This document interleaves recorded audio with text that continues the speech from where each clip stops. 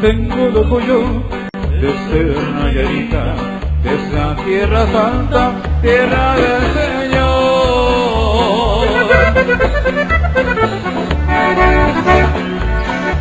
Sus hombres son machos y no se les quita, tratamos el alma por vida de Dios.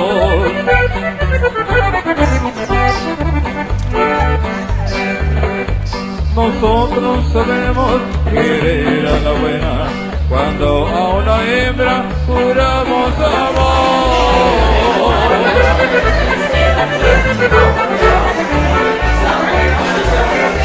Ay, del que se mesa tiene su condena, tratamos el alma, palabra de honor.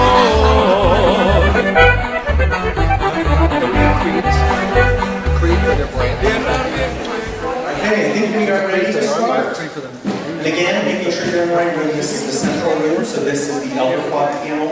Breakout session room A is next door to us, so you have to go out the hall and go around. Breakout session B is down there. So just making sure everybody's in the right place. Thank you guys for being patient as we built a wall. It's pretty good. Donald Trump didn't even help. He didn't make Mexico pay for it. Yeah, that was pretty bad. Okay. That was pretty good.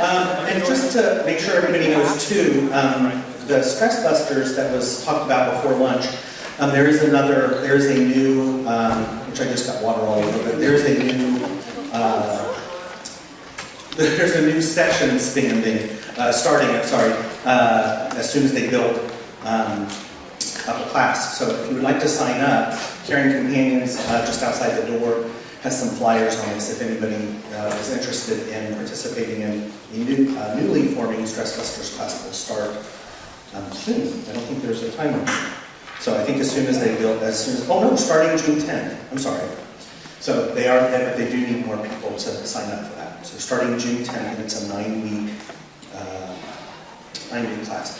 With that, I'm going to turn over. Jill Trevino is another care manager here in town, gerontologist, and on the committee. And I'm going to let her introduce or start off our Elder Flock. So. Thank you, Byron. Thank y'all for being here. Are you awake after that lunch? Everybody awake? Okay. We're going to let the panel introduce themselves because we've had a little change, which we're grateful everybody got here. And so we're going to start with them introducing, presenting. So we're going to speak for an hour and then have the last 30 minutes for questions. So if y'all will just hold your questions to about 1:30. Okay? All right, so we'll start with Lisa.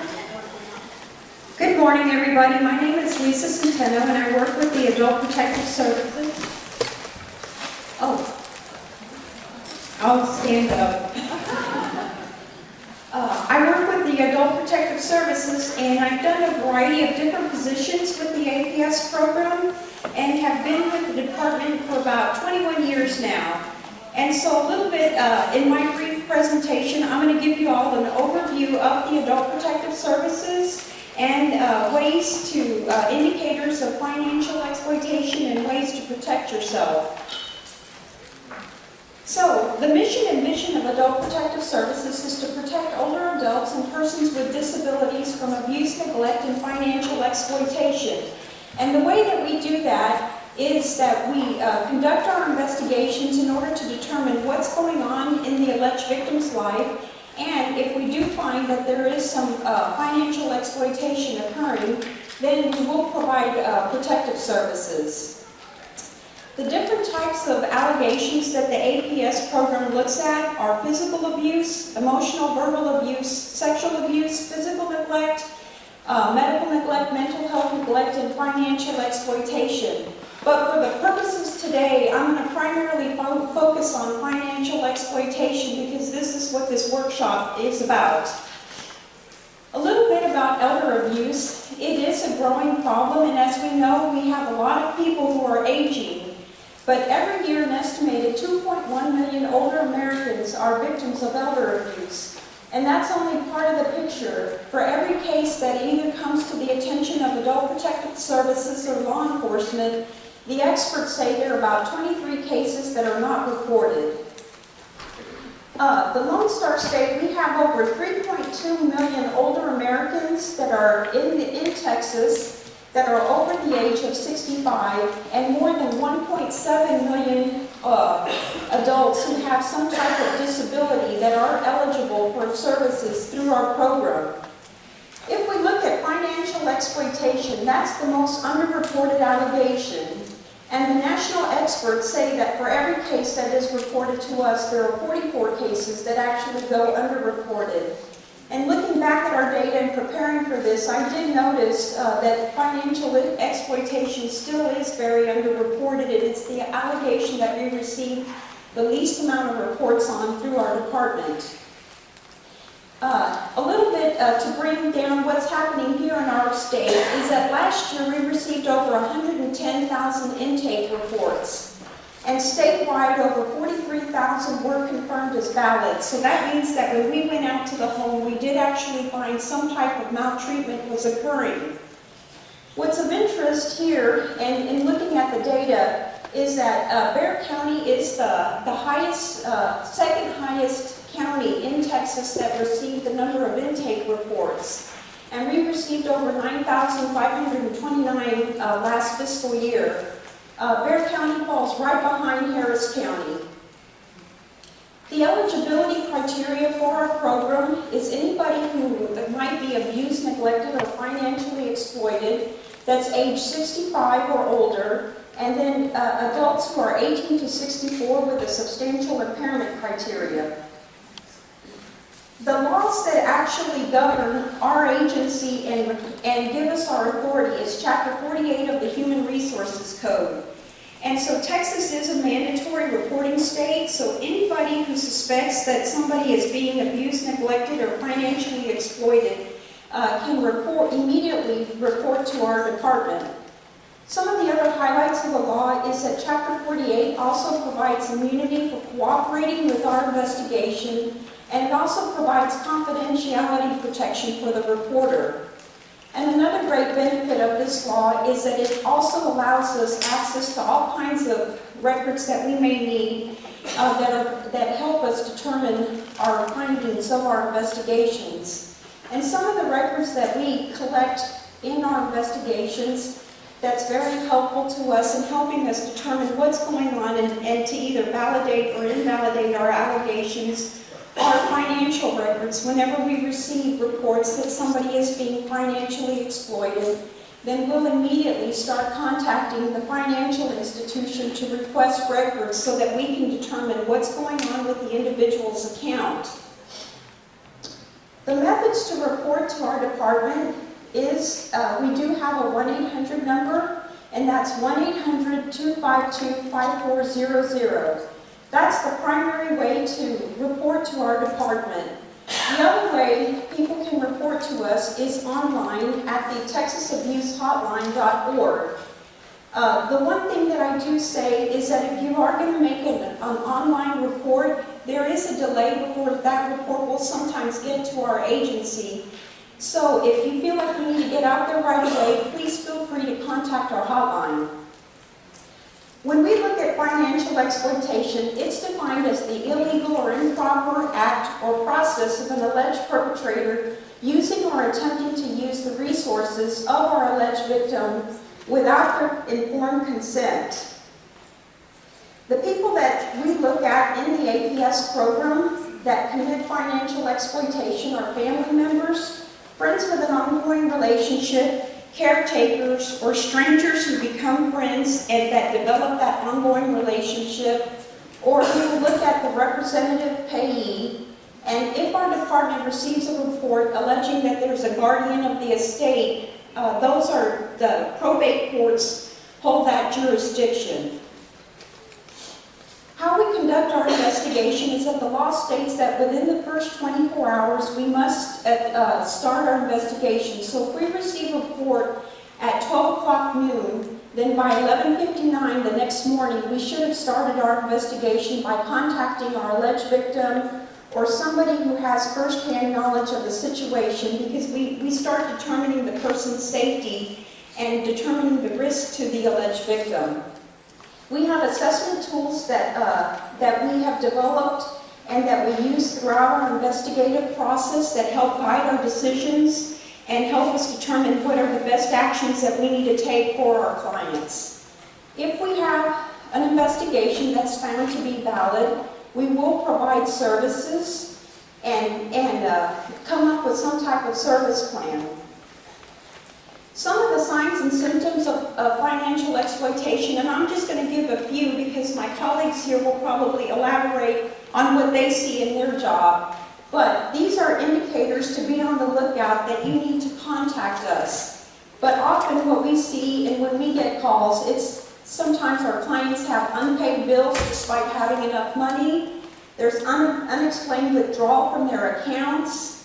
Sometimes there's cashing checks without the authorization or permission of our clients. Or there's a lot of unexplained valuables that go on. And often what we'll see is when we start investigating is we'll see a combination of all of these warning signs and symptoms going on in some of our cases.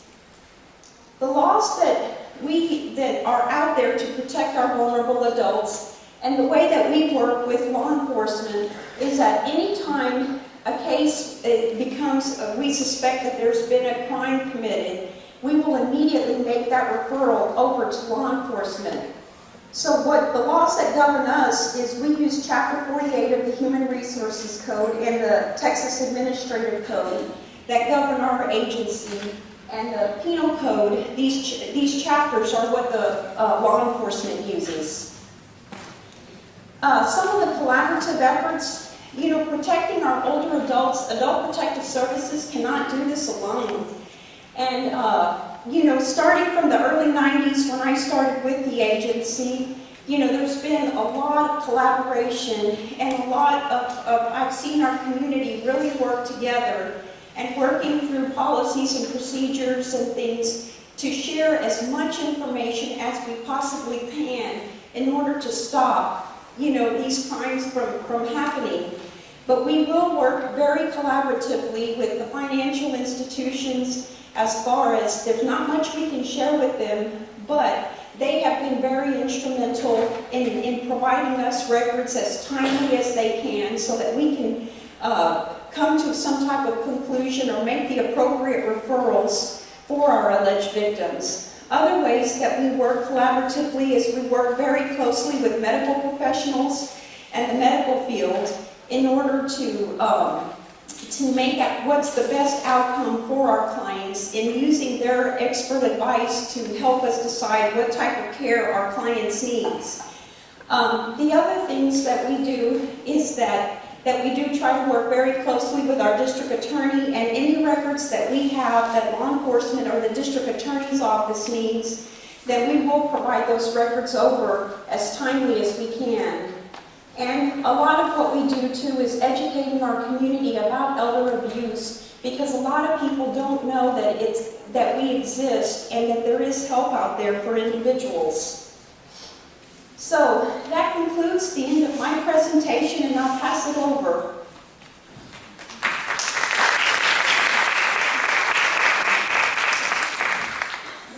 Thank you, I appreciate that. My name is Talita Copeland. I'm a special agent with the FBI here in San Antonio. I've been an agent with the FBI for 15 years. I worked in Little Rock and Laredo and San Antonio. I work on the white collar crime squad, and we cover a variety of crimes. One of them is financial crimes, as well as healthcare fraud. And believe it or not, in quite a few of our healthcare fraud cases, we come across elder abuse.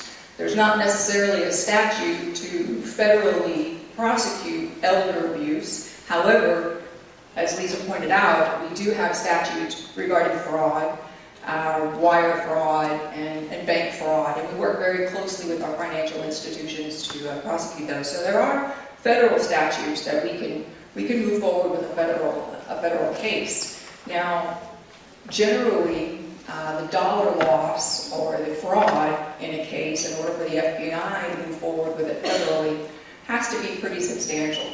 And what we're finding is we will get calls into our main call center, and it may be from a family member, and the fraud may be about a $5,000 loss. However, when we look into it, I'm going to use the Nigerian letter and the lottery scam as an example. Oftentimes, these folks will get a phone call stating that they've won the lottery in Britain, or an old family member has died and they are the beneficiary of the estate.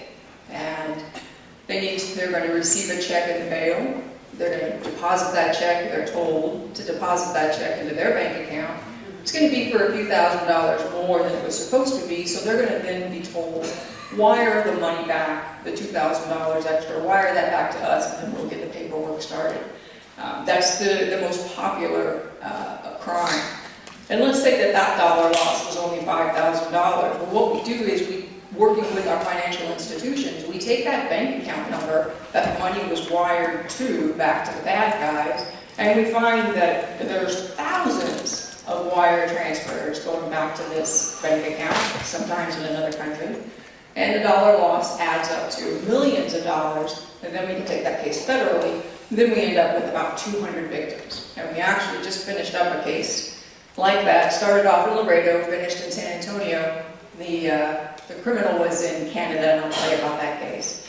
But the elderly fraud cases that we see, like I said, most often, we will receive a phone call either from the victim themselves, and this is usually after they've lost quite a bit of money. They've never called before they've lost money, and our heart goes out to them. Or we'll receive a call from a family member or an anonymous source. But what I see most often is when the victim themselves, the elderly person, makes the phone call to us to report this, they haven't told anybody in their family because they're embarrassed. And that's the biggest hurdle we have to get over is that embarrassment, because they have nothing to be embarrassed about. And we explain to them that their name and their phone number and their data was probably sold to about 1,000 fraudsters across the country. They end up on these popular mailing lists. It's called the sucker list, and fraudsters pay a lot of money for this list. And so there should never be any shame or embarrassment in being a victim.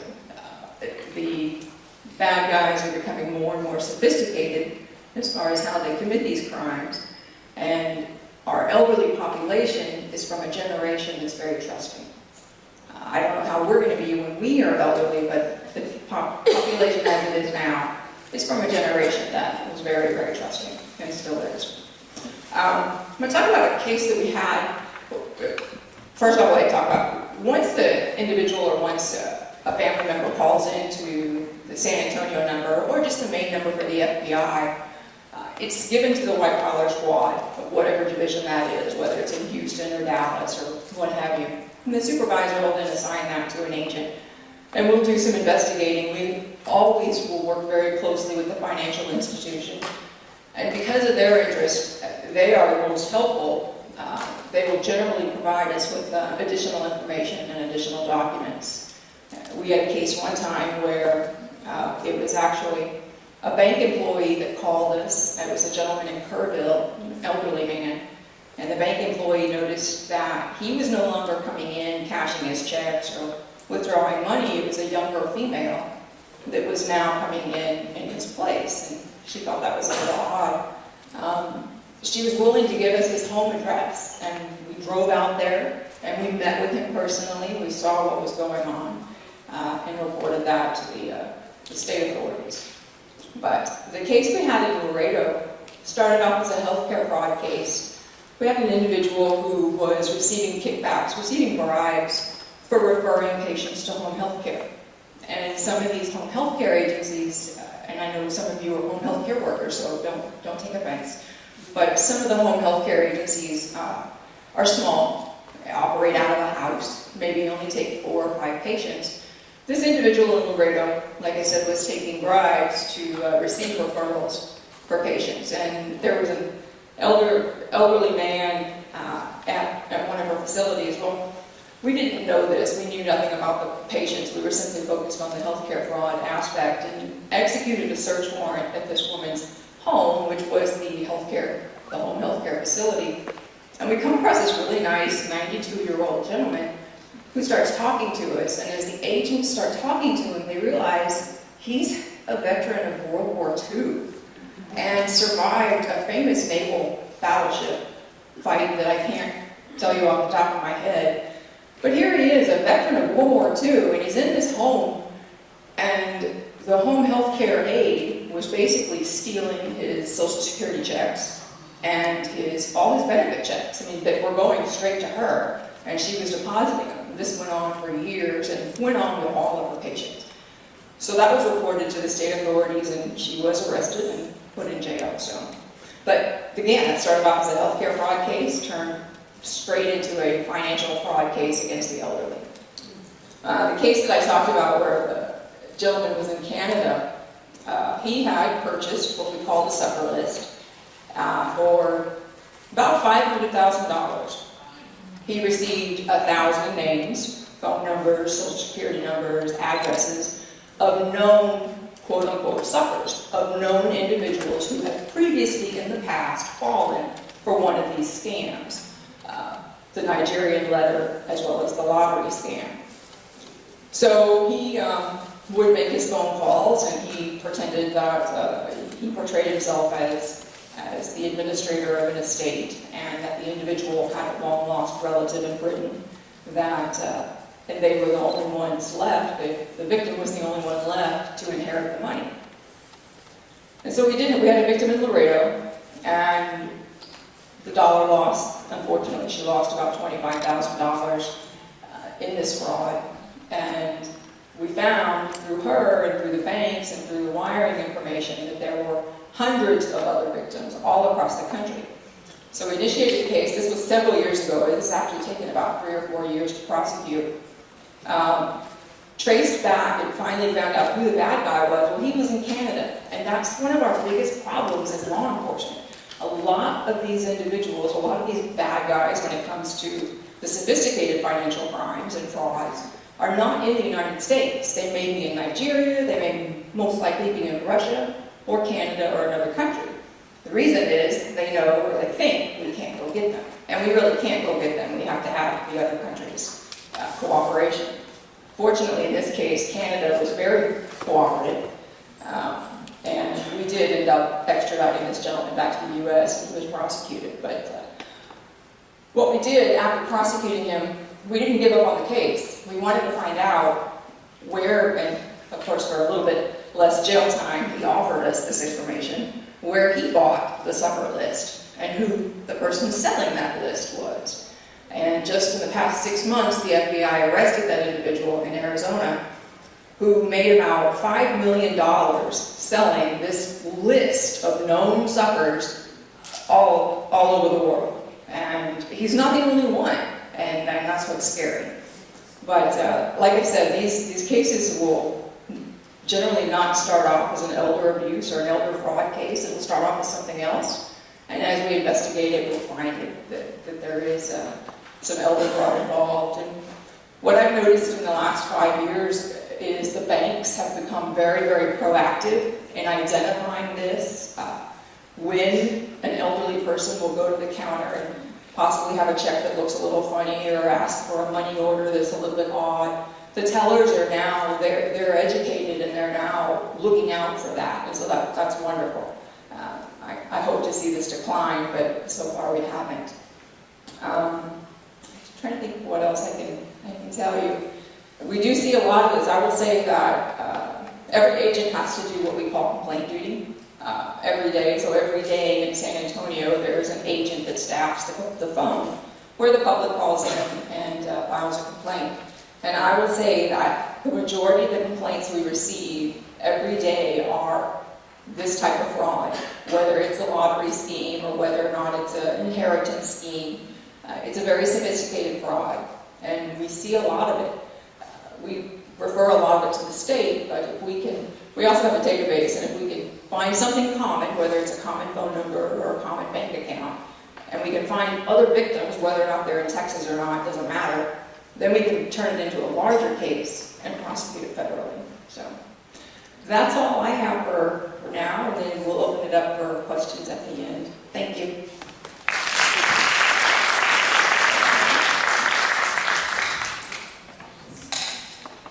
Good afternoon, everyone. I'm Sandy Sullivan. I work for Frost National Bank. I'm Senior VP in charge of fraud management. I've been there for 44 years, started the pre-K program, and for the past 25 years, I've been in charge of the fraud area. And over the past probably 15 years or so, all these ladies on the dais with me, we've become well known to each other. We're very passionate about what we do and very passionate about our seniors. I'm going to tell you something that is my opinion and my opinion alone and not that of my employer. But if you ever watch the movie Ghost with Whoopi Goldberg, I highly believe in the demons that will suck you to heck. And I hope they're out there, because I hope these people that are out there exploiting, neglecting, abusing our seniors get sucked to heck someday. And I hope sometime I get to watch it happen. So that as a predecessor to what I'm getting ready to talk about. Over the past probably 15 years or so, we have seen elder fraud increase significantly at our financial institution.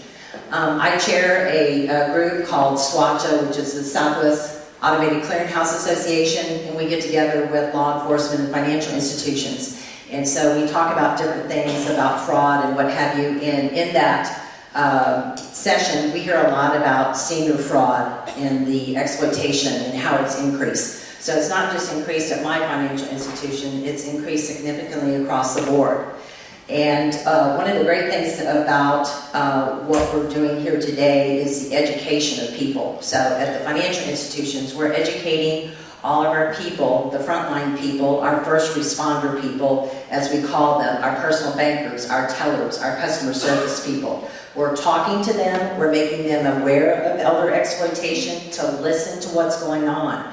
So if our customer service person hears somebody behind our little elder person on the phone and they're yelling at them, telling them, I told you to get the account balance, I told you to, move the money, then that's going to be escalated up. The same thing at our personal bankers. When a customer comes in and wants to make a change to their account, wants to add somebody to their account, wants to add a POA, one of the things everybody thinks is that when you have a power of attorney, that somebody has to accept that power of attorney.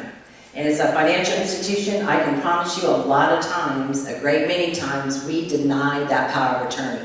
If we think something's going on with our elderly customer and this person is trying to get themselves added to the account for a reason, then we will not accept it. Maybe it got accepted and we find out a month or so later something's going on, then we take that power of attorney away off of our system and we don't allow that to continue. I involve adult protective services all the time on cases. It is required by law to do it. We were actually doing it before it was a requirement of law. So if we saw something going on, we were reporting it. And there were some days that I was filing 6 and 7 of those things a day. And that was just in the San Antonio area. Unfortunately for us, Frost Bank, we're within the state of Texas. And the biggest region for us for financial exploitation is San Antonio. Not Houston, not Dallas, it's San Antonio. So we have a huge population of seniors that we need to protect. And I don't think anybody really understands the tsunami that's coming down the pike with all of us baby boomers. They're getting ready to roll over into that age group. I keep telling people that I want to tattoo different things on my hands so I can remember not to believe in the Jamaican lottery fraud and not to, assign one of my family members that I don't trust to my account and, all this other stuff. But unfortunately, I probably won't remember to read that tattoo on my hand. But anyway, so we're doing a lot of things at the financial institutions to protect our customers. We have a lot of things in place, systems that will tell us something's going on. So if we have a senior that is doing a lot of large cash withdrawals, that's going to raise a flag for us, and we're going to start doing some digging, investigating, checking into it, talking to our customer to find out why they're doing those large cash withdrawals. Unfortunately, we have to learn the different segments of our society. So as a person my age, we came up with ATM cards and debit cards, in my lifetime. If I'm 80 or so, maybe I don't trust those debit cards or the ATM cards, so I like to use cash. So we have a lot of customers that walk in every month, once they get their Social Security money deposited into their checking account, they come in and they get cash, because that's how they're gonna pay their bills. I'm gonna go online and I'm gonna set up automatic withdrawals out of my account to pay my CPS bill or my SAWS bill. So we have to recognize the differences in how people transact their business. And so we're learning to educate ourselves system-wide, as well as employee-wide, to understand those differences and understand things. But one of the hardest things is if you're a young person and you don't necessarily are able to, or you're not able to necessarily judge somebody's age. So my daughter's like, oh mama, the woman was, a lot older than you. And I'm like, well, how much is a lot older than me? And she's like, oh, well, I think she was, whatever. And she's like a year older than me. I'm like, really? Thank you so much. We had an employee call me one day and she's like, Sandy, I was told to call you because I think I have an elder fraud situation. And I'm like, okay, well, tell me about it. So she's telling me the story.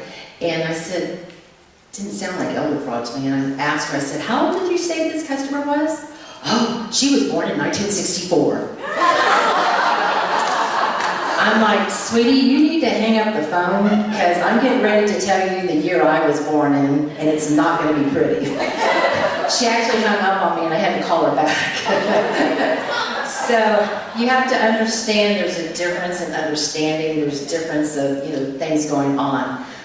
Each bank handles things differently. Some banks are, it's either black or white. There's nothing gray. They deal with what their attorneys tell them that they can do.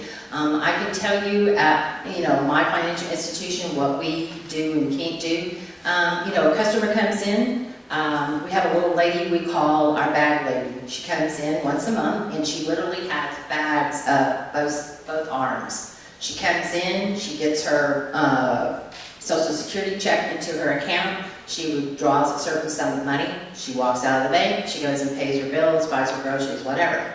Well, one month she comes in with all the bags on her arm and she stops at her personal banker's and asks for a copy of her statement.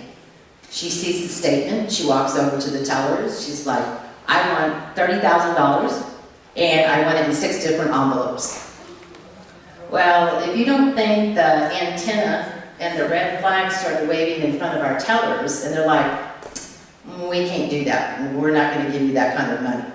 Well, that's illegal. You have to give me my money. So they call the teller manager over. The teller manager tells her the same thing. Doesn't like what the teller manager tells her. So they call the location manager over. Location manager tells her the same thing. So I come downstairs and talk to her, and I'm showing her statements, and I'm showing her every month she only takes out, a couple of $100 to go pay her bills. Why do you want the $30,000? It's none of your business. It's my money, I can take it. No, ma'am, you're not walking out of here with $30,000 to go get on a bus to drive back home and somebody's going to hit you over the head. Well, that's illegal. I'm calling the police. And I'm like, oh, you want to call the police? I take out my cell phone, I dial the number, I hand it to her. She's very upset with me, throws the phone back at me, and she goes, why did you do that? And I said, you wanted to call the police? I called the police for you. And I said, well, I'll talk to them. So I talked to the dispatcher, asked them if they dispatch an officer over to the bank. I met him at the door. I explained to him what was going on with our customer. He walks over to our customer. He's like, you're not leaving with $30,000. Mrs. Sullivan's not going to give it to you. You're not walking out the door with it. You want this, a couple $100 you wanted? That's fine. We'll give it to you. She's like, okay. We could never figure out where she came up. She wanted a $30,000 and she wanted it in equal, numbers in each one of the envelopes. So I asked the officer if he could drive her back home, and he did. I said, I'm afraid maybe somebody's waiting for her at home and, going to demand that money when she gets there. Got back, there was nobody there, no real reason, why she wanted it. She just got it in her head. Now, there are a lot of people that don't believe in the banking system, so they think they're going to take the money out, they're going to go bury it in the backyard, they're going to put it under the mattress, they think it's a lot safer than leaving it at the bank. They hear lots of stories, and so we have a lot of issues that go on like that. Everybody always accuses me of having banking hours. Oh, you work from 9 to 3 every day. Oh, you're just a bank. When I introduce myself and say I work for a bank, everybody's like, oh, you count cash. No, I handle the fraud for the bank. I've actually talked a customer out of committing suicide because he had a gun in his mouth and he had just been informed that the counterfeit check he deposited in his checking account had come back and overdrawn his account, and all of his bills showed up that same day. That was the most horrific day I've ever had in my life. Because every time I would talk to him and he'd hang up the phone, and I'd call him back, and I was just very fearful that I was going to hear that gun go off when I called him back. And so police had been dispatched out to his house, and so he hears the front door, and I told him the police were coming. And so I kept telling him, I said, you know, I'll go downstairs, I'll get a loan, I'll pay your bills off for you. I said, my husband's not going to understand, but I'm going to pay your bills off. I will do this, we'll make it right, and try to help you out. Eventually the police officer showed up and they took him off for evaluation, and it turned out he was just overwrought, you know, by the fraud that had been committed against him. Fraud against the elderly can diminish health exponentially. Fraud against the elderly can cause suicides, and it happens all the time. I had a good friend, Christmas about 5 years ago, talked to me on Christmas Eve and told me that his dad, who was a retired engineer, had fallen victim of a lottery scam. He had maxed out all of his credit cards. He had gotten or received a couple of loans. All of his money was gone. His dad was ashamed and embarrassed because he had been an engineer and he should have known better. And his son goes over to his house and dad is gone. He's committed suicide. So I got him hooked up with Joanne Woodruff at the DA's office and said, you need to go out and you need to tell your dad's story. You need to take a picture of your dad and you go talk to the community so that they can see your dad as a real person. This happened to a real individual. People need to understand about it. So we tell a lot of war stories, and we tell those war stories for a reason, because that seems to make sense to people. I tell people that I should be painted blue like the Blue Man Group, because people call me and ask me questions. Oh, you know, somebody told me that I was going to come into $100 million, and what do you think? And I tell them what I think, that it's a fraud, they need to go talk to law enforcement. They're like, oh, you don't know what you're talking about, I'm going to go ahead and do it. I'm like, why did you call me in the first place? I deal with law enforcement every single day, day in and day out. Almost every law enforcement agency that you can think of out there across the United States. I get calls from international law enforcement agencies that are trying to help out on situations. I have a story about a little customer here in San Antonio. She was being defrauded. I used to work at our Citizens location, which is Fredericksburg Road and 410. And when I was out there, she'd come in and get cashier's checks, and she would send them off because she had found the vitamins that were going to make her youthful again. She had found all these different things that were going to help her out. She's won the lottery. She FedExed these cashier's checks off. And so there was a FedEx store up the street from us that she would go to. So she'd come into the bank, get a cashier's check, and she would FedEx the money off. And so the FedEx manager caught on to what she was doing, and so he called me one day and he goes, she asked me to, she would ask the FedEx guy to stick the money in the envelope and, you know, mail it off for her, and then she would leave. And he goes, if I don't stick it in the envelope, can I bring it back to you? Absolutely. So you bring the checks back to us without her knowing that we deposit back in her checking account. And stuff. So, you know, we got it corrected because we refused to give her cashier's checks after that, so she hopefully couldn't send the money off. And then we fast forward about 6 years, and I get a call from a Royal Canadian Mountie up in Canada. And he's like, Ms. Sullivan, I need to talk to you. He goes, I've been on the phone for the past hour with one of your senior customers that's been screaming at me. She's very upset. He said, we did a raid on a house. It was what they call a drop house, a vacant house where they would get mail delivered to it. And so somebody was committing fraud against all these U.S. seniors, and the money was being sent to this drop house, and the fraudsters go and pick it up from the drop house. And he goes, we did a raid on the house. We picked up all these cashier's checks, and one of them was your customer. And he said, I called her to tell her I was going to return the money. And she's yelling at me because I'm going to keep her from winning her lottery winnings. And he's like, I can't convince her otherwise. And I'm like, do you happen to have my customer's name? And he told me. And he's like, are you going to be able to help me? I'm like, nope. I said, because she's not going to listen. I said, but you can send the check to me and I'll just deposit it back in her checking account. I said, because if you try sending it to her, she's going to send it back to that same drop house. So unfortunately, fraud happens every single day, and we're seeing senior after senior get victimized. When the panel told you, the first two panelists told you that fraud intermixes with each other. So if we have financial exploitation at the bank, there's more than likely there's self-neglect associated with that, or there's physical abuse associated with it. Vice versa, if the police are called out and they find physical abuse going on a senior, more than likely there's also exploitation going on. We have a lot of little elderly customers that are already in a nursing facility or a home health care facility, and all of a sudden we get phone calls from this facility because one of their children has taken them out and taken them back to their residence. And the only reason they took them out of the home was that that child explained to the facility that the child needed the Social Security money. So they're removing them out of a place where they're safer, where they're probably getting care and at least some socialization, and putting them back in a bad environment so they can have the Social Security money.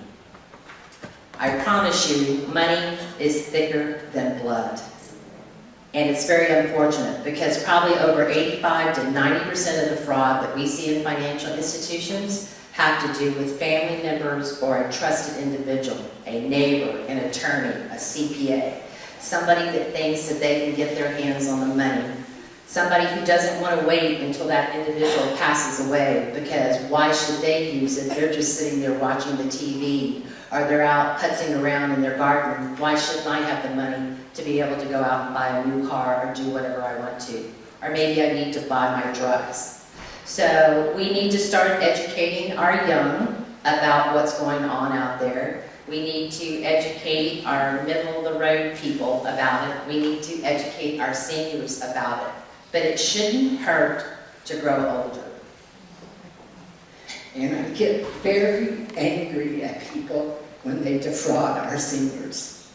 So the financial institutions are out there. We are trying. We are doing our best. A lot of people say that we can't give out information. Well, yeah, we can, because if we know a customer is being defrauded, we can help stop it. And by law, we are required to stop a fraud from going on. So if you're giving money away to somebody and I know that it's a fraud, I can't let you continue doing that. So we've had to terminate relationships with customers because they refuse to stop. I'm not going to allow you to continue doing it. So if I can't protect you, I can't, Adult Protective Services is unable to do things because of certain circumstances, or the judge's probate court can't do certain things. We had a little elderly customer. His next door neighbor was married. Her husband and her lived in the house next door to my little elderly customer. His wife had died a couple of years before. The female neighbor was sleeping with my customer in his house, and her husband knew it. And they were siphoning off his money. I tried every avenue because he was deemed competent by a legitimate geriatric doctor, and I couldn't do anything. And so he calls one day, he's like, I'm buying myself a $95,000 annuity. This guy was 93 years old. He's buying himself an annuity. The only reason he was buying the annuity is so she could have it. So I told him, I'm like, I really hate doing this because you're going to get lost in the system, but I can't let you bank with me anymore. I've tried every avenue to protect you from yourself, and I can't do anything about it. So you need to go bank elsewhere. So I gave him about a half an hour to get to the bank, have somebody drive him there, and we gave him a cashier's check and closed out his account. So we are out there trying. We try to do everything possibly that we can. A lot of people think that we just sit there and go, oh, not our problem. It is our problem. It's every one of us in this room's problem. And we need to figure out a way to help solve it. Thank you.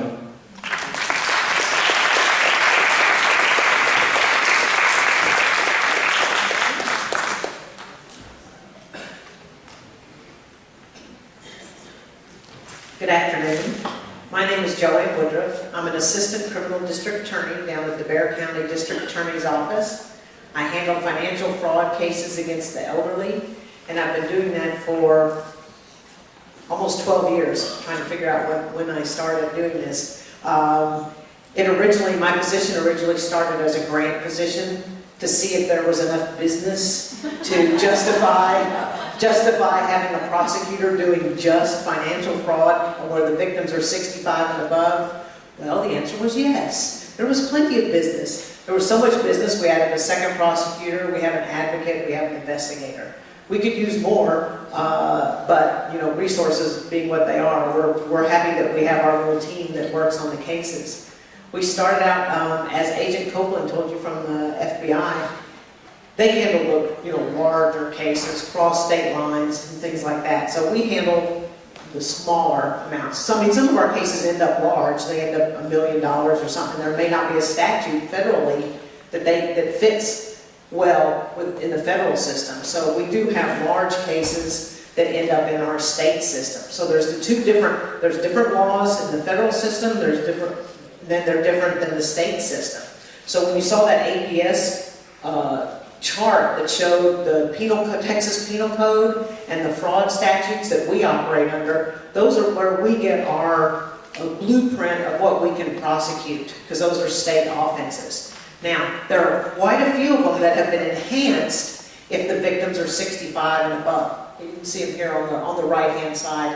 The theft, the fraud chapter, and then those are the basic ones that we deal with in our senior elder financial fraud division. So when in the state system, if a victim is 65 or above on quite a few offenses now, it raises at one punishment level. One forged check on an elderly person's account is a third-degree felony. That's 2 to 10 years in prison. One check. One credit card, debit card, unauthorized use. Third-degree felony, 2 to 10 years in prison. I mean, it is serious. And when we go down to court with our little elder fraud unit stamped on the file now, the defense attorneys are like, oh God, how much is it going to cost us? What do we want? Because a lot of our victims want their money back. A lot of them want someone to go to prison. We have one guy that's sitting in jail right now. It was a contractor, and he took $3,000 from this elderly couple. Well, we caught him, and it turns out he was a guy that I couldn't make a case on back in 2008. That's the nice thing about being around for a long time, because you see these same guys come back. And I couldn't make the case on him back then, but I was like, oh, you're back, okay. Well, he was also out on parole for his second trip to the pen. So now he's habitual. 25 to life for the $3,000. This elderly couple doesn't want their money. I said, we don't want it. You just do what you want with it. And his attorney's like, I can't believe this. Why are you being so unreasonable? I said, 15 years is a gift. He's looking at a minimum of 25 if we go to trial. We'll give it 15 years, but you have to pay the restitution back in order to get 15 years. So they're not real happy with us, but over the years, we've developed our rapport with the defense attorneys that we are not nice. The judges are not nice because judges are elected. In the federal system, the judges can be not nice because they're not elected. But in our system, they have to be mean to the people who cheat the elderly because they are elected. So it works well for us. But I can tell you, the federal judges, when I've had cases where they kind of overlap in the system, they have been wonderful with the federal people that have done something against the elderly. But anyway, so the cases are enhanced if they are against a senior citizen. And when I first started out, I took all the cases. If it was $50 against an elderly, well, that became a Class A misdemeanor. Well, over the years, we've had to kind of let those smaller cases go into the regular criminal trial division. Because if someone has taken one check out of a mailbox and it was a senior citizen's check. They washed the check, they got it cashed by noon before the mailman even came by to pick up the mail. We've had to let those kind of go through the regular criminal trial division because we would be down there fighting, we want prison for this person who, they were the sucker that went into the bank. They got asked to go into the bank and cash the check. But for your information, anybody that uses a mailbox with a flag, you are just asking for trouble in today's world. And I know y'all know this because so many of the ink pens that we use can be washed off the check, so everything's left on the check except for all the writing. So then they just write in what they want, and they'll send someone into the bank during a very busy time. They usually generally keep it less than $500. So those are issues to be extremely aware of. For those of you that work with, and most probably do, work here with Alzheimer's patients, when we have a case and we need to go to trial, obviously that Alzheimer's patient can't testify. So what do we use as our evidence? We use records. We use bank records, we use phone records, we use your records from your businesses. That is admissible evidence. So if you take careful notes when you're talking to someone and you've told this child, that child, this person has Alzheimer's, or this person has dementia, or whatever their cognitive deficits are, if you log that into your business records, we can subpoena those records and say, hey, let us have those, and those will be admissible in court, so that if that patient passes away, our case can still go forward. But generally, if they already have the dementia or Alzheimer's disease, we can still go forward if we have records like that. Where we do run into problems prosecuting is where there's been an ongoing relationship, then the person gets dementia, and then the family comes in and says, hey, this person's been cheating them. But if we go back in the bank records and see that it happened before they were diagnosed or before anybody was aware of the dementia or the Alzheimer's diagnosis, it's hard for us to prove beyond a reasonable doubt that that person was cheating them, because we don't know what the agreement was. If they've had an ongoing relationship, they may have said, hey, just keep using my money till it's gone, and have fun with it, because I've paid my taxes, so someone will take care of me. We don't know. Criminally, beyond a reasonable doubt, that doesn't work. But if it's someone who comes into that person's life after the diagnosis, a caregiver or a family member that typically didn't get money from this parent, and now they're starting to get a lot of money, the information that we get from the medical professionals or from the social services and things like that in their notes will let us prove beyond a reasonable doubt that that person knew they had cognitive issues, dementia, Alzheimer's, whatever it was, if it's in your business notes. Now, it's always a good idea to keep it in your notes anyway, because if you get called to testify, you can say, well, I was in the room and I heard that person tell this person. Now, that's hearsay, but you can at least, we may be able to get that into evidence, what you did observe, or who was present at that meeting when the diagnoses were discussed and things like that.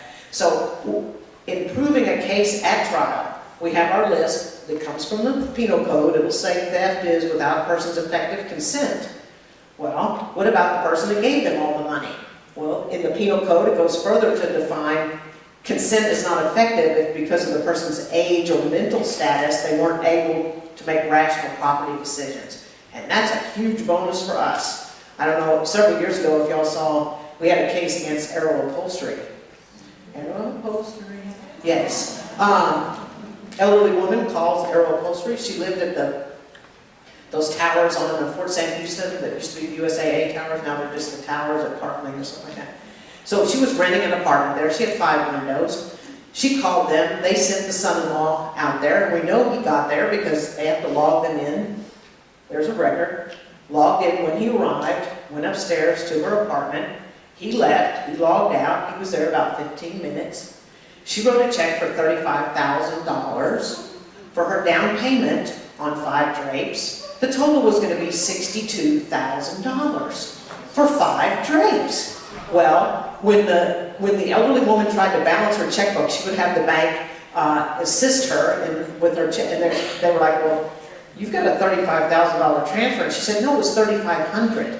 He said, no, it was $35,000, and you moved money from your money market to your checking account. We had the audio of her calling in with all of her information. I need to move $35,000 from my money market to the checking account. Now, in today's world, the banks may have caught that transfer. But at the time, no one knew this woman was slipping. No one knew that. Her daughter didn't even know it, who lived in California. Fortunately, her daughter was on the account. She was contacted. She called Arrow Upholstery and spoke to the owner. And the owner said, this was the priceless part, the banker was also on the phone. And he knew that. He said, well, you should have been here to protect your mother. I can charge whatever I want. And we were like, oh, no, you cannot. That is theft. That was theft. I mean, you took total advantage of someone who did not know what they were doing and charged them $62,000. Now, as being part of the state, we have a lot of power, so we subpoenaed Arrow Upholstery's records. We said, we want to know everything about that job. And so here it comes, the attorneys had to turn it over. It cost them $2,000 to make those drapes and the cornice boards and stuff like that, but they were charging her $62,000 for. That was not a rational property decision. End of discussion. So we worked out a plea agreement where he didn't want his son-in-law really terribly prosecuted. We were like, okay, then we could fine them over $100,000. So he had to refund the money to the lady. He had to pay the Bexar County $100,000, which Bexar County loved, because we got $100,000 in our coffers. And he was so angry, but we knew what would hurt him worse, because we couldn't get him. We could not get the owner of the company. We couldn't prove that he was involved in this transaction at all, but his son-in-law was. But that's the kind of cases we deal with just on a daily basis. We have a guy on the east side right now. He's sitting in jail waiting trial. He finds houses where there's a for sale sign and they're vacant. He goes down to the courthouse and files a notice of adverse possession and carries this notice that he did around with him. And then when the people come to try to, and he moves people, he gets locksmiths out there and breaks the locks and moves people in. And then the people come back and say, wait a minute, this is my house. He's like, oh no, I have this piece of paper. And the police at first were like, oh, he has a piece of paper. It must be a civil issue. We're like, no, he's stealing their houses from them. So he's sitting in jail. He just is not, and we're going to go to trial. And he's a habitual because he's figured out it's easier to cheat the elderly people than to do his drugs and stuff that he went to prison for twice before. So these are they're getting very sophisticated in what they do. Now, we have 3 victims that came forward and went through the process. We know of 2 more, but he also owns 8 houses. That's how he got those houses too. So either bullies the elderly people into leaving, or these are elderly people that have passed away and people just don't know. So he's just scooping up these houses over on the east side, and he's becoming a real estate mogul in his mind as he sits in prison, or jail, excuse me, he's in jail awaiting trial. So that should be an interesting one at the end of July. His name's Sam Perkins, if you look up stuff in the newspaper. But anyway, that'll be an interesting one. And the nice thing was,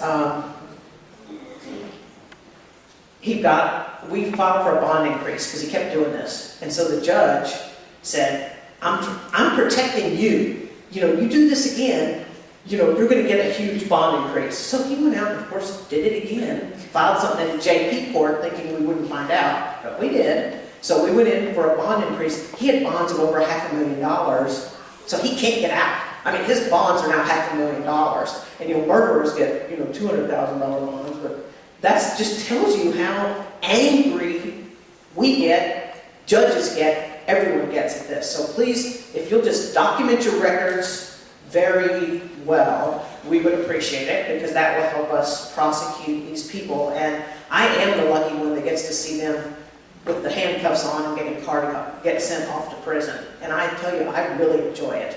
I really have, I don't know that it's a good thing, but I really enjoy it, because I just don't think, and I smile, I said, hey, I gave you a chance, you blew it, and now here's what happened. So, adios, see you later.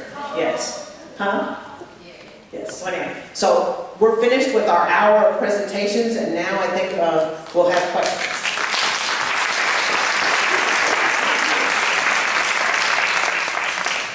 Okay. Okay, wasn't that great? Got the Chilettas, the Joannes, the Lisas, and the Sullivan looking out for us, right? We have to do our part. We have to look out for each other, right? Okay, so we're going to have one person with the mic on this side and one on this side. So if y'all have questions, only one mic. This one works. Is this one? Okay, we got another. Is that working? Hello? Yeah, we're good. So we've got Lynn from... Okay, we'll take you right here. We'll take you right Barbara from Armed Forces. This is for Ms. Sullivan? Oh, no, I'm sorry. Yes. What? Joanne. Joanne. Joanne, what is the statute of limitations? It varies. It varies by offense. Forgery for some reason is 10 years. Theft is 5. We have securing execution of a document by deception, which is 7. And that's from the date of the offense. And if you'll, in the civil world, you have like a 2-year statute of limitations, but a lot of times that's from when you discover the offense. But in ours, it's from the date of the offense. So misapplication of fiduciary property by a trustee or someone who's handling money, that's a 10-year one also. So, and we can go, that's the last date, so we may have something that's 20 years old, but if it carries into that 10 years, we can use it. What about a $45,000? Is it a theft? Just, see, that depends on what it is. If it's a theft, it's 5 years. Stole from my mom. Yeah, it's 5 years. But see, the issue will be, 5 years, so if it's beyond that, it's too old.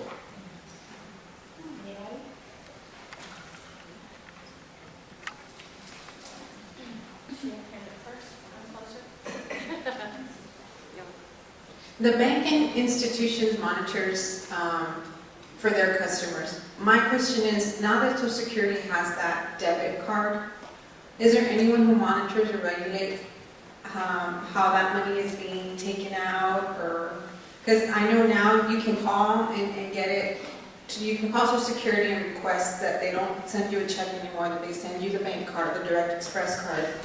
But pretty soon you can do it online. So they'll have a family member, set that up for them online. The family member has their PIN number. We had a case in my nursing facility where the provider/girlfriend had the PIN number and would take all his money out. Right. So is there anyone who is overseeing? Well, those are issued by Social Security Administration. We're not able to see those transactions in the banking institution. If it were one of our cards, and it was our customer, we might be able to see that. So Social Security knows that they have a huge problem and it's growing because of the Social Security portal that's out there. I just helped one of our board of directors in Houston who was receiving monthly ACH deposits into his checking account, and it was a doctor, and so he didn't notice it for a couple months that it hadn't come in, so went into Social Security Administration, asked them, rather than sending directly into my bank, send me a check so I can see it, I can physically go deposit, it'll make me remember. Well, he asked what happened, and somebody had called in and changed his address to Pennsylvania, from Houston to Pennsylvania. So it took us probably 2.5 months, and that was me having a good contact at Social Security to try to get it straightened out. So they know they have a problem, and it will increase, because now if you have the information, you can go online, you can change it. So there's no one really. Yeah, so you just, somebody needs to have oversight and help the little person. I don't know how they know how much money is on that card, that's left. I don't know if they get a printout each month. You just call to find out what the balance is. Somebody needs to be helping them to understand that. That makes it very difficult, and to me it's kind of not really practical to give to somebody that's that's elderly, that might have dementia, Alzheimer's, are never going to be able to figure that out. Trying to get through a 1-800 number to go through all the options to push. It sounds great to be high tech, but there are a lot of things that still need to be low tech, and especially for our seniors. So it's just going to be a problem. Family needs to kick in. Some of if you're a facility, you need to be able to help them out as well. We caught it when he came and we tried to get Medicaid for him. He was a short-term patient, but normally they come in and out, we don't deal with their funds. Right. So it just by chance, we started looking in Yeah, APS, do an APS report, get them involved, they can get law enforcement involved. There's nothing that prohibits you from calling law enforcement and asking them to come out, and do a report and see what they can do to help as well.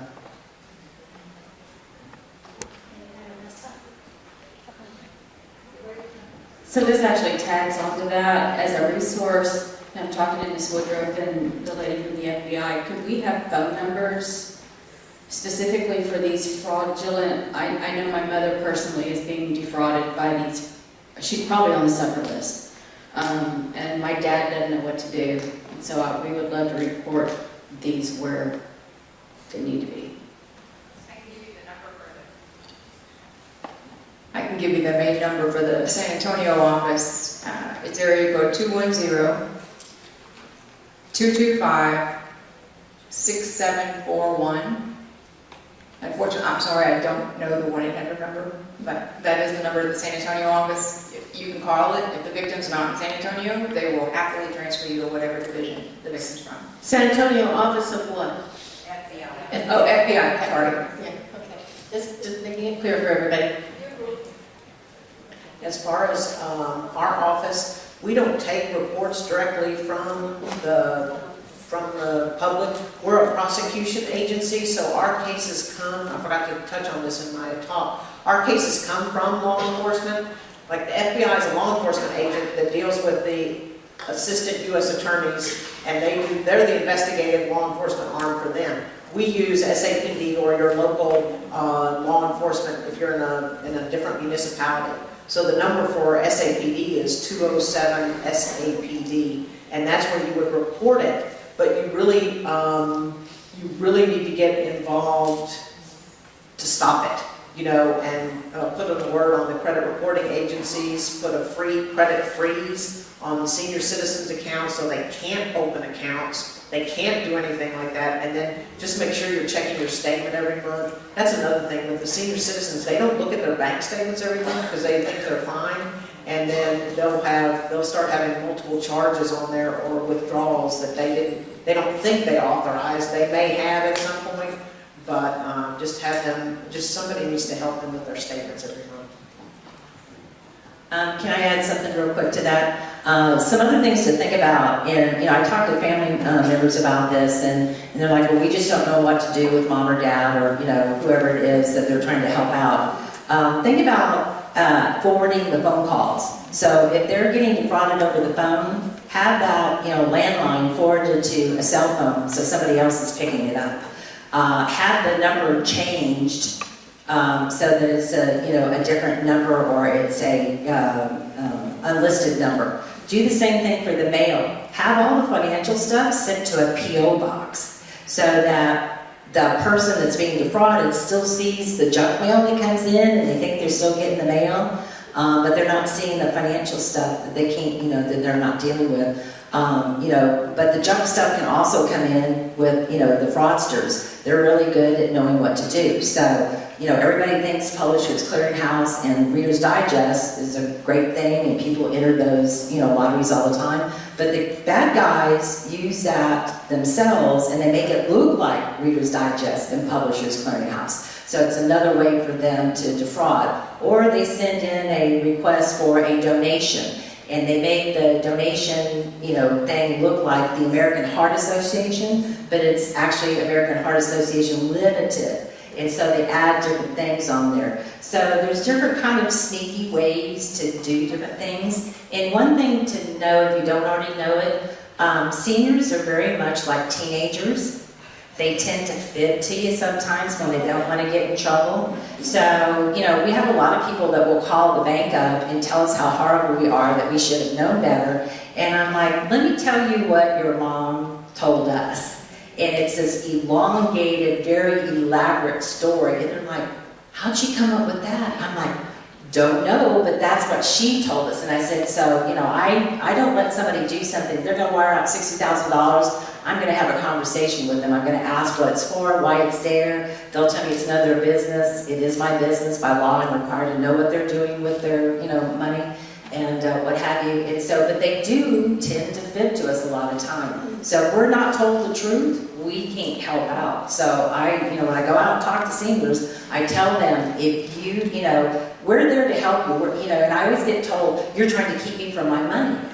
I'm like, I'm a bank. Of course I want your money, and I want you to have more money. That's great for you, great for us. But that's the common thread of, the conversations that we have for people. So think of sneaky ways yourself of how to get around that so the mail doesn't come, the phone calls don't come. I have a question right here. Thank you, Frost Bank, because I've heard a lot of good things about you, and I wish my dad had his money there. Well, I guess if I left here and I closed out his account, see, I don't want to upset him. I'm on 3 of his accounts, and Monday he closed out one account that had over $35,000 in it. That was the baby account, and his hoochie mama girlfriend took him to the bank to close it out. Of the amount, 23 is accounted for. He opened up a passbook account only in his name. Because Monday I talked to banks, Tuesday I talked to banks. This is all new. He's been giving her money, and I acknowledged the fact this past weekend. I said, did you give her enough money? And he says, oh, I didn't take my wallet with me. And I said, well, you don't have to have a wallet to give somebody money. I said, I know for a fact, because I've been doing a money count every week since January the 20th, you've given her over $5,000, or it's disappeared. Let me put it to you like that. And he didn't like that, so he's told me he's taken this other $10,000, and he's got it squirreled away somewhere. He swears he didn't give it to her, and he's hiding it because it's none of my business. And he's right, sort of. He is right. So, I don't know how he loves this person. He met her in June. He met her in June. She moved in next door to him. October, he was hospitalized for congestive heart failure, pneumonia, rehab. I moved him into my house so he wouldn't be living next door to her. February, he went in. He's had 2 strokes. Minor strokes, but strokes nonetheless. I think it was in October he's been diagnosed with vascular dementia. So he does have the diagnosis. He goes to Dr. Kruger out at Wilford Hall. But he loves this girl. So I can... Yeah, what's the age difference and what's her name? Oh, Yeah. I have a picture of her.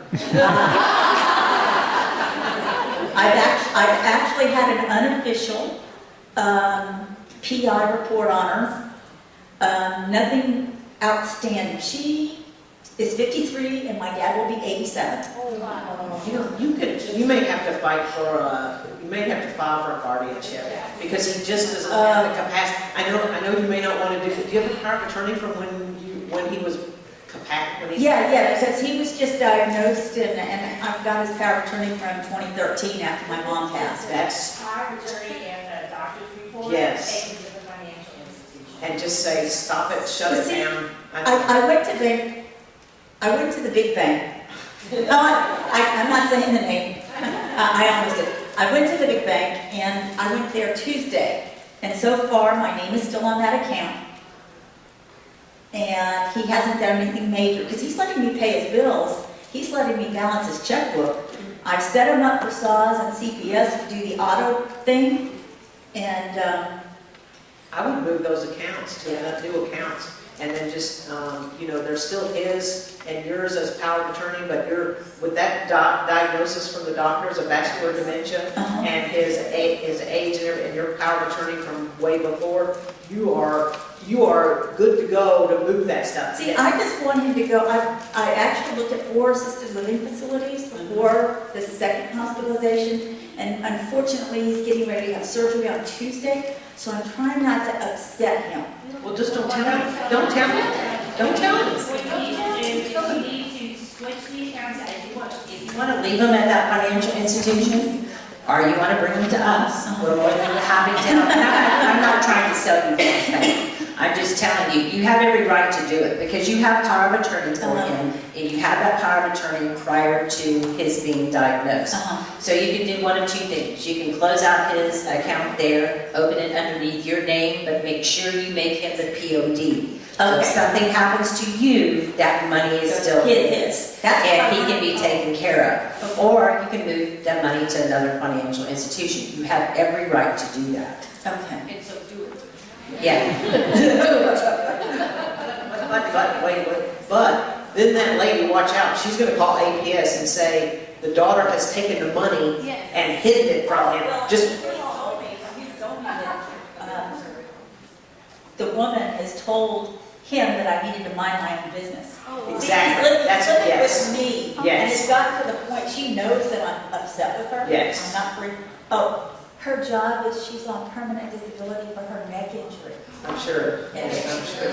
And she was a prior caregiver. Yeah, yes. And just tell her you've talked to the district. If she says something, just say, I just talked to people from the FBI, the banks, and the district attorney's office. So if you want to fight that game, you can fight that game.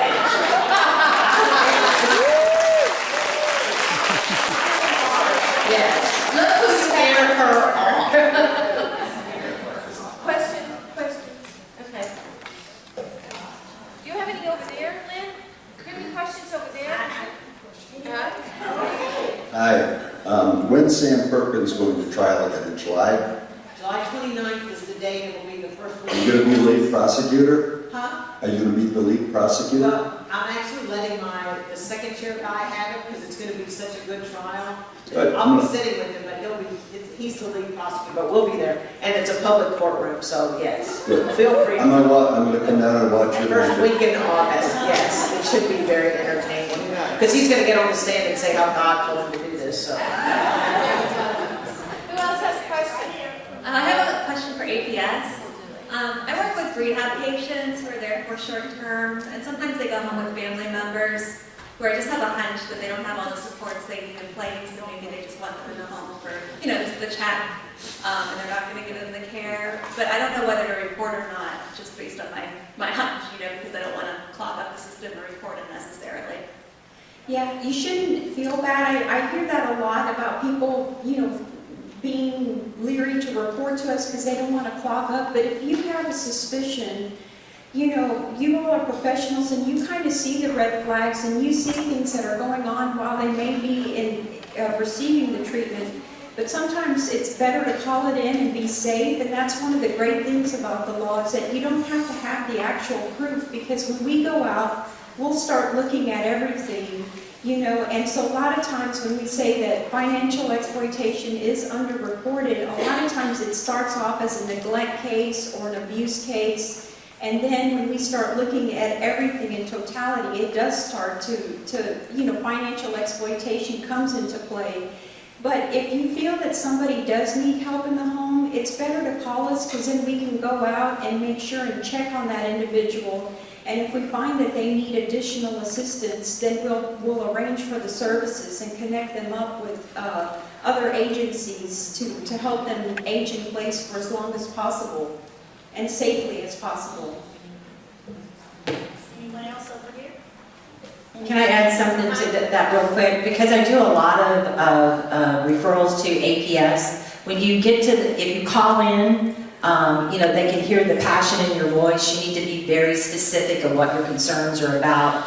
I've seen a lot of money leave. I know these people don't have the capability of understanding their medication. I have fear for their well-being or whatever. And if you're doing the narrative online, on the online thing, you need to be very detailed in there so that gets it across to the person, the intake person that's taking it, in and deciding whether to give it out to a caseworker. So be very specific in there. And law enforcement will always tell you this, in the financial institutions too. If you see something, say something. Don't be afraid.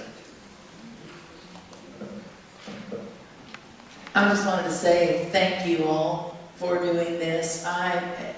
The lady over there with her dad and the caregiver, I was in the same situation with a family member of mine and her boyfriend, and she took out a line of credit at the bank. Go on and on and on. And ended up having to take out a guardianship on her. And I was like you, I don't want to upset her. Get ready and just stand up and take it, because you're there to advocate for your dad or for your family member, and stand up, and it won't last forever. You think you're hurting them, you are helping them. As painful as it is and as hard as it is, just do what you need to do and lean into the wind and take care of your family. And I'm so glad that these people, all these folks are up here to help do that. So you're doing the right thing, and anybody who's got a question, you're right. You just have to do it. And then hope when we get there that somebody's going to do it for us, no matter how mean or cantankerous and don't tell me what to do and all of that, that somebody will come along and do the same thing for us. And that was all I wanted to say.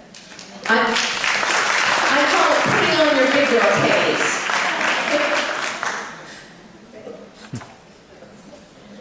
I want to know if I have my husband in an institution right now and it's costing $5,000 a month, and I see some things that are done. I go visit every day. I go at different times every day. Like today, I'm busy all day, so it'll be tonight when I get there. If I see things that are happening there, should I first contact the person in charge of the place and say, I don't like what's going on, or I see a problem here? They've got... That would be up to you, but if something is so egregious and they're hurting somebody, depending, I don't know what type of facility it is, but if it's a licensed facility, the people that you should be notifying would be the Department of Aged and Disabled Services, the long-term care regulatory investigators, so that they can get in there and get involved and figure out what's going on in that facility. Is that what it is? Yeah. Dads. Okay. And I have it in my smartphone. I usually put it on my folder because that question usually, but I can come to you and give it to you right It's after. not something that is very, egregious, but I've been in a situation myself, being with him, where two other people that are there are getting ready to punch each other, and nobody is in the common area because they're down the hall dealing with somebody else. It's not for lack of observation, but I don't think they have enough help. It's staffing that's the issue. And so what do? I stand up and yell, hey, so-and-so, get up here? Or do I try to solve it? No, and that's why I would encourage you, that you should report over to them and let the authorities take over, because there's all these statutes and ways that these facilities are supposed to be operating, and so they're the experts and they know what to look for and how they can hold these facilities accountable, because nobody should be living, in being neglected or abused in their homes. Especially the amount of money you're paying for what you're paying for. Right. It should be adequate, and it's not. But I also feel, having been in education my whole life, it's not nice to go to the superintendent if you haven't gone to the principal. So it's okay. That executive directors are executive for a reason. Yeah.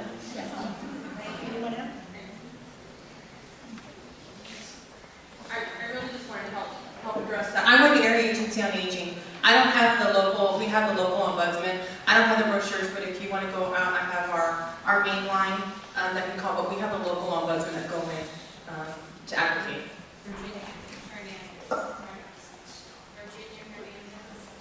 There's several in Bear County and there's all surrounding counties.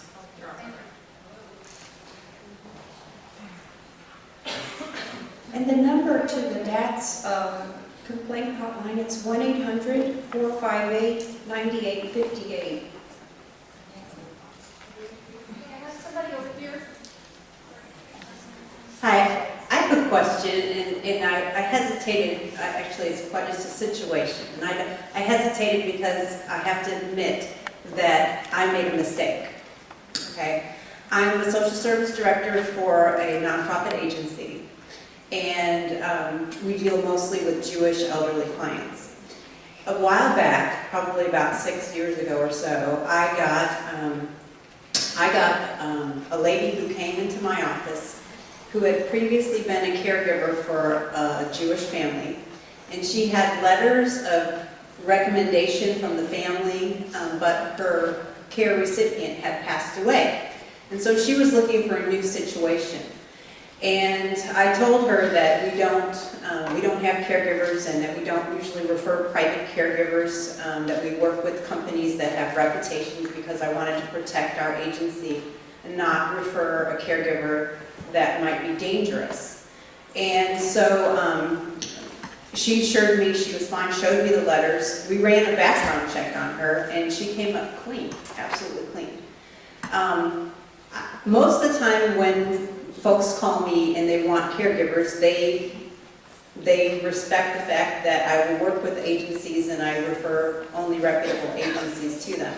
Happen to have a Jewish physician who is very well known in the community, very well respected, who was very adamant about not having a caregiver through a company and wanted to hire a private caregiver. So, I made a mistake.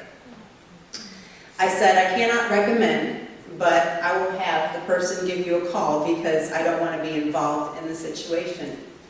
Well, she did call, and they did set up. And after the fact, and the family didn't want to tell me about this because they knew my position.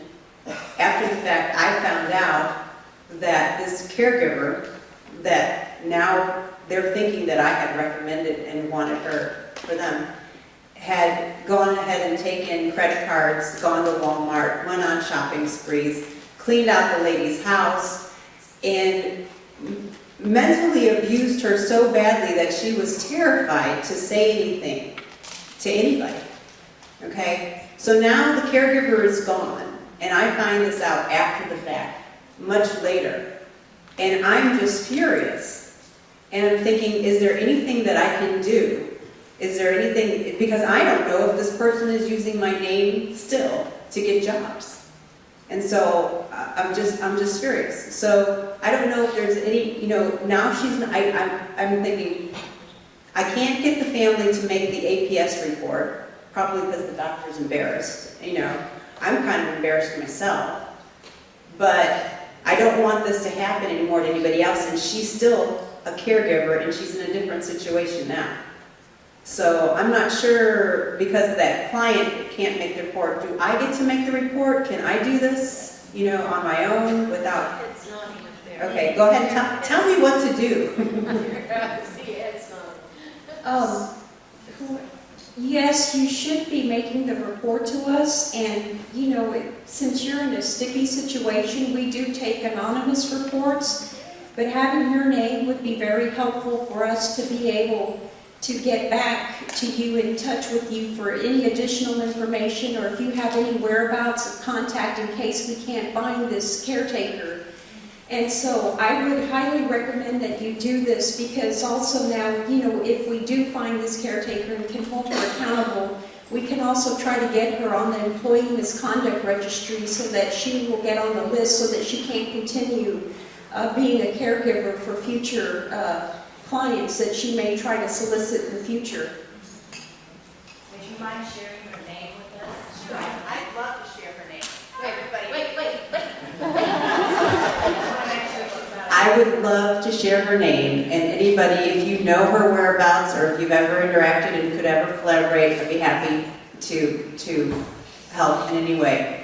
Elaine Nye, N-I-G-H, Nye. She's probably in her early 50s, maybe late 40s, and she's pretty bad. Anyway, I think we're at our time. Can we please give a round of applause to our...